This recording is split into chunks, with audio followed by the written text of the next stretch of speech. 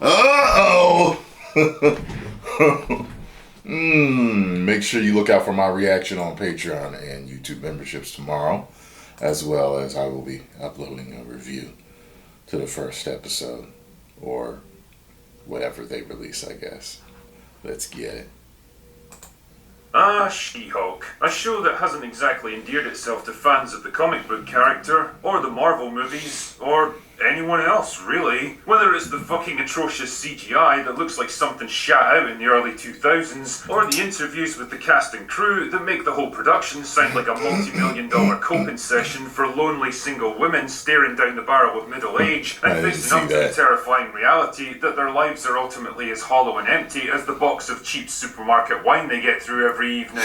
Still, hope shines eternal when you're a YouTube movie critic. Yeah, maybe we're not going to get hard-hitting storylines and compelling characters like we've had in none of the other MCU shows on Disney+, but what the show does promise us is laughter. Lots of laughter. Because according to the advertising, She-Hulk is a hilarious legal comedy told from a female perspective. Very true. Kind of like Ally McBeal meets Sex and the City with a dash of superhero magic thrown in. A show that's all about the everyday reality of just being a regular person in this crazy mixed up world.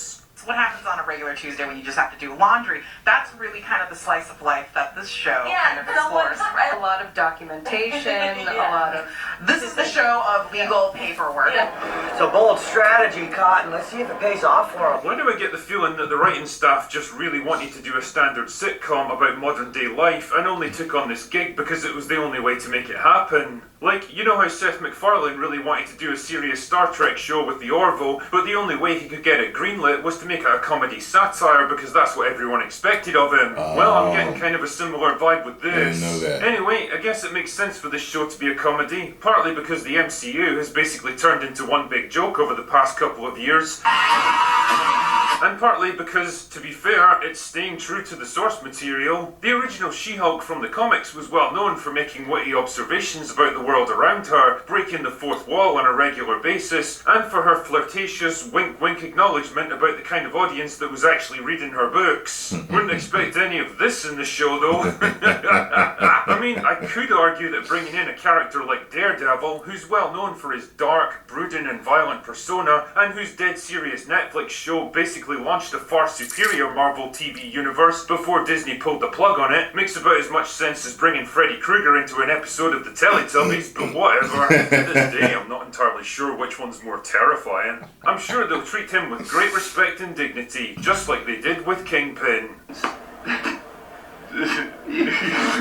The question that comes to mind for me is, if She-Hulk really is a comedy, then is it actually funny? Well, until the show itself comes out in a couple of days, all we've got to go on is a few sample clips that have been released by Marvel so far. The kind of top-tier, cream-of-the-crop content that's guaranteed to leave us silent I got a couple of chuckles. bits of laughter. Like this one here, where She-Hulk is training alongside, regular Hulk, and being better than him at everything. Naturally. Damn, remember when the Hulk was a genuinely terrifying character that teetered right They're on the gonna brink get you of for being a that one, villain, man. to the point where even Black Widow was shit Professor scared Hulk. of Bruce in case he transformed, instead of Not just the regular a Hulk. CGI version of Mark Ruffalo? I see this as an absolute win. I'm sure you do, Mark. But hey, there's a joke in here somewhere, right? Which means that we can drink so much and not get drunk. Wait, what? What the fuck's the point in drinking alcohol if you can't actually get drunk from it? Do you really think people like me drink massive quantities of it every day just because it tastes nice? Not a great plan. But not to worry, an even better clip got released a couple of days ago, this time serving as an opening scene for the show. And it's a car crash. I'm sure there's some kind of symbolic meaning to that. Anyway, Jen and Bruce are taking a car ride together, and it made me chuckle the moment I saw Mark Ruffalo's face, because I could practically picture what was going on in his mind. Just smile and do the scene, Mark, so we can get the fuck out of here. To be fair, this is the kind of face that I'd probably have if I had to spend a long car journey listening to banter from Jennifer Walters. Now, I have to admit, given the context of this show and the people writing it, I did wonder how long it was going to be before they started taking pot shots at established Marvel heroes, and as it turns out, not too long at all. Today's object of mockery is Steve Rogers. Why does there seem to be this weird effort to tear down Captain America in these Marvel TV shows? Like Falcon and the Winter Soldier already had a good crack at making him out to be a selfish asshole for passing on his shield to Sam without acknowledging his privilege and apologising for his own existence. How dare he? Looks like Joe But it always Biden makes right me there. laugh because if he'd passed it to Bucky instead, then he'd have been accused of racism for over Come on, man. more deserving Take black the man. shield. It must be great fun playing a game where every possible move results in failure. Anyway, I'm digressing here. Let me get back to Jen and her scintillating banter. So, back to what I was saying before.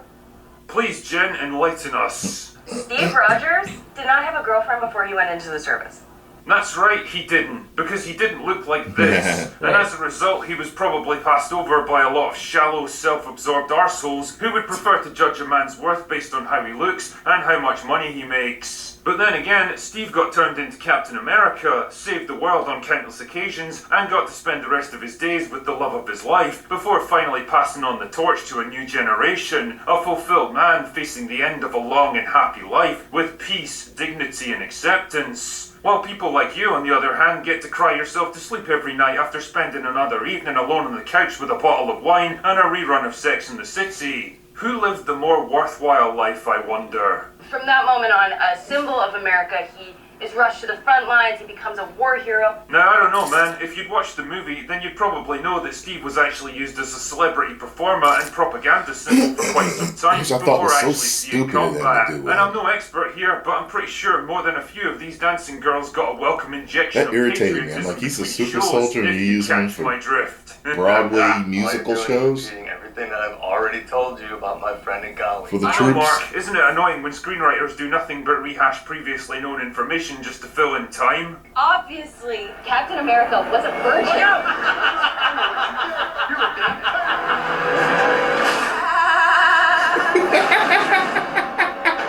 I haven't seen him use that one in a while. Stop it, Jen. My sides can only split so much. I mean, if this is the cream of the crop that Marvel have chosen to show us to get us fired up for the real thing, then the mind boggles at what might be waiting for us once She-Hulk actually airs. Seriously though, I know these are only a limited selection of clips that might have just been poorly chosen. Maybe the actual show will be a comedy masterclass and we'll forget all the doubts and criticisms that were swirling around it before the premiere. I mean, the head writer wrote Pickle Rick for Rick and Morty, so that gives me some kind of hope that she knows how to work humour and satire into an engaging story. But the problem is that Rick and Morty was a very different show from She-Hulk, made by a very different studio. Call me cynical if you like, but I can't shake the feeling that this is a show written by a group of single women in their late 30s whose main preoccupation is exploring the angst and hang-ups of being a single woman in your late 30s. Pickle Rick! Really, that's the only people that it's likely to appeal to. I mean, that's perfectly fine by me. There's nothing wrong with targeting specific demographics and making products designed to appeal to them. But if that's the case, I can't wait for Marvel to start making shows designed to appeal to heterosexual men who enjoy seeing kick-ass heroes, guns, action, explosions, and hot women. But of course, we know that'll never happen. Either way, I guess we'll find out one way or another in a couple of days when the show airs. Can't say I'm exactly waiting with bated breath though. Anyway, that's all I've got for today. Go away now. Look, he broke the fourth wall with them. Like only the drinker can. Make sure you subscribe to the drinker. Tell him Tyrone Magnus sent you. I have that in my mind that it's going to be a comedy. So I have prepared for that. You know, sometimes we go into a movie or a television show and we're expecting something that they either weren't advertising or haven't specified the show to be. They're telling us it's a comedy. They've advertised it like a comedy. So I'm looking for it to be funny with superhero badassery sprinkled in here and there. That's what I'm expecting it to be. They said the writer wrote Pickle Rick. Okay. Or one of the writers. That was a hilarious episode. Hey. Actually, that gave me even more hope, to tell you the truth. So I'm okay. I don't mind something being hilarious. I mean, Deadpool is a damn comedy.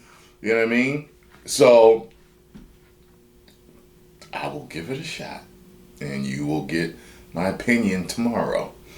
There you go. Post comments down below. Let me know what you all thought. If you enjoyed my reaction, make sure you hit the like button, subscribe, and share. 10 million subscribers. Woo!